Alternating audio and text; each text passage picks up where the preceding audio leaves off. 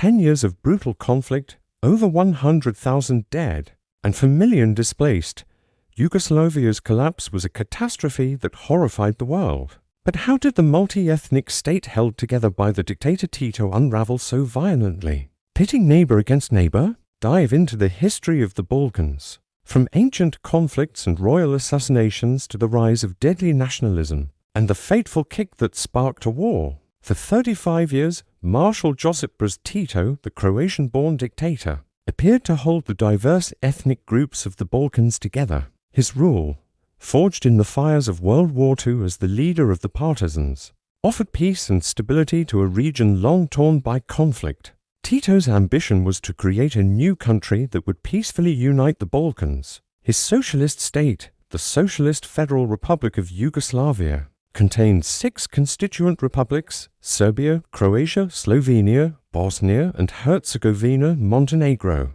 and Macedonia. It was a complex patchwork of peoples, defined by vast cultural and religious differences, 5 nations and numerous national minorities. 2 alphabets, Cyrillic and Latin, different languages, Serbo-Croat with many dialects, Slovene, Macedonian and Albanian.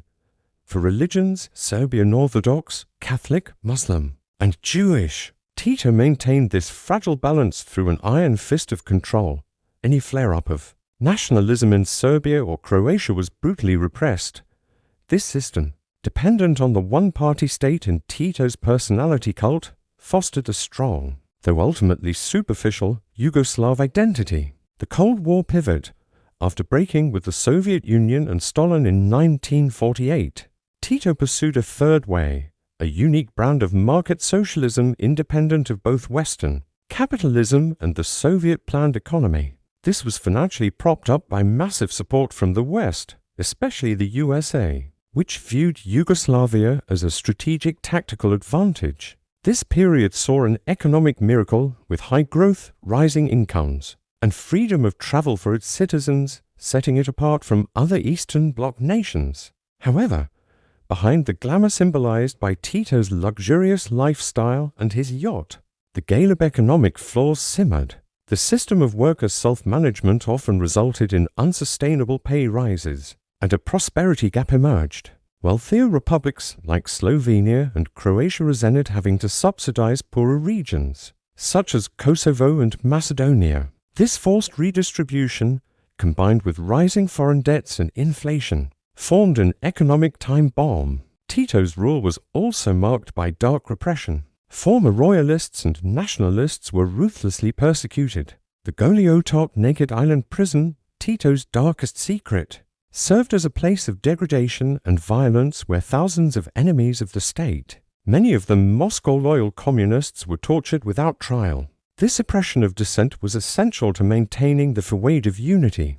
To understand the ferocity of the 1990s conflict, we must look back at the centuries of geopolitical struggle that tore the Balkans apart. For decades, the region was a geopolitical chessboard where the Ottoman Empire, the House of Habsburg and Russia wrestled for control, creating a torn region full of deep-seated resentment. The assassination of the Austrian heir to the throne in Sarajevo in 1914, carried out by Serbian nationalists, triggered World War I. The war ultimately ended with the creation of the Kingdom of Yugoslavia in 1918, uniting all southern Slavs, Serbs, Croats, Slovenians, Bosnians, Montenegrins, and Macedonians for the first time. But was this Kingdom of Yugoslavia a true union or a Serbian project? From the start, the state was seen as being dominated by the Serbian monarchy. This supremacy immediately fueled nationalist opposition. In 1929, the far-right Croatian terrorist organization, the Ustaš the Uprising, was formed, demanding Croatian independence. In 1934, they assassinated the Serbian King Alexander I in Marseille, a strike against the Yugoslav project that intensified hatred between ethnic groups. The deepest wound was inflicted during World War II, when the Axis powers Germany and Italy conquered Yugoslavia. They installed a fascist puppet state in Croatia, led by Ustaš founder Ante Pavelić. Pavelić envisioned a greater Croatia with no room for other ethnic groups. His regime immediately enacted racial laws targeting Jews and Roma. The primary victims, however, were the Serbs. Pavlik's chilling policy aimed to: a third Serbs should be expelled, a third of the Serbs should be killed, and a third should be converted from Orthodoxy to Catholicism. The Ustash established around 40 concentration camps, the largest and most infamous being Jasenovac. There were no gas chambers. The Ustash killed with terrifying brutality, using knives, hammers, or axes, though casualty figures remain contentious. It is considered safe to say that in Jasenovac alone, more than 80,000 people were murdered.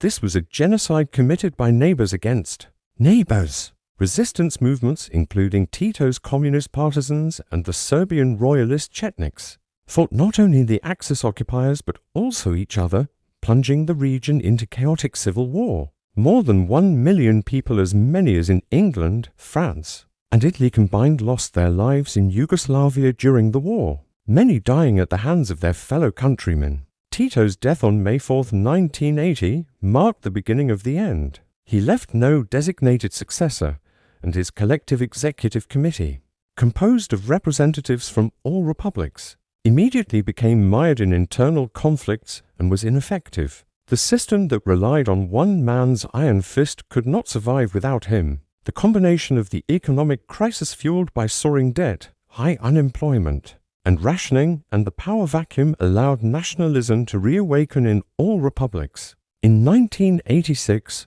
Slobodan Milošević rose to power as the leader of the Communist Party of Serbia. Milošević, a passionate Serb, was a shrewd politician who quickly grasped the power of nationalism.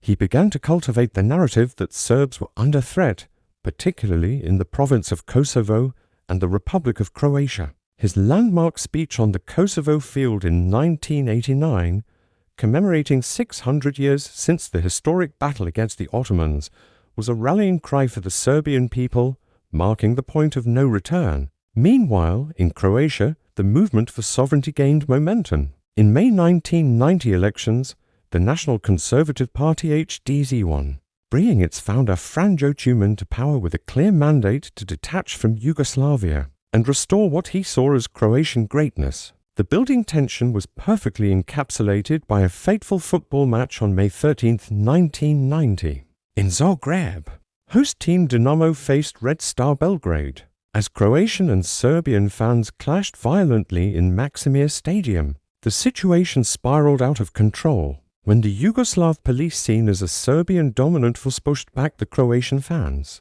Zagreb's team captain, Zvonimir Boban, famously attacked a policeman with a targeted kick. Boban instantly became a hero of Croatian resistance against the Belgrade-based federation. The angry crowd revolted against the state power. The game was never started, but the 13th of May 1990 became a powerful, tragic symbol. The Yugoslav tragedy had run its course. Within a year, Slovenia and Croatia declared independence. The fragile federal state fractured. The Serbian-dominated Yugoslav National Army JNA intervened to prevent secession. The stage was set for war. The Balkans exploded again. The tragedy of the Yugoslav War's a decade-long conflict that cost over 100,000 lives and displaced 4 million people is a grim reminder of how quickly a seemingly unified multi-ethnic state can disintegrate when suppressed hatreds are exploited by ambitious nationalist leaders. Tito's iron fist kept the peace, but his failure to build lasting democratic institutions meant the country's foundation was too brittle to survive his absence. The question remains: how do diverse nations forge a collective identity that is not antagonistic and does not rely on a dictator-esque control? If this journey through the chaotic history of the Balkans gave you a new perspective, please like this video, subscribe for more deep historical dives, and ring that notification bell so you don't miss our next chapter. What part of Yugoslavia's history surprised you the most? Let us know in the comments below.